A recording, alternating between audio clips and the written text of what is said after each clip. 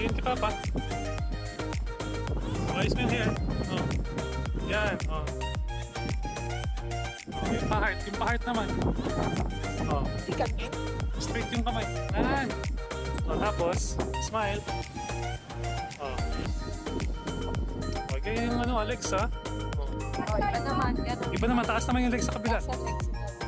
Yan. Oh. Pagwari, masakit yung ipin. Hawak mo yun. Ayan. Ganun, dito ka Finish naman. na? Finish na? Parang nakahiga or nakadap.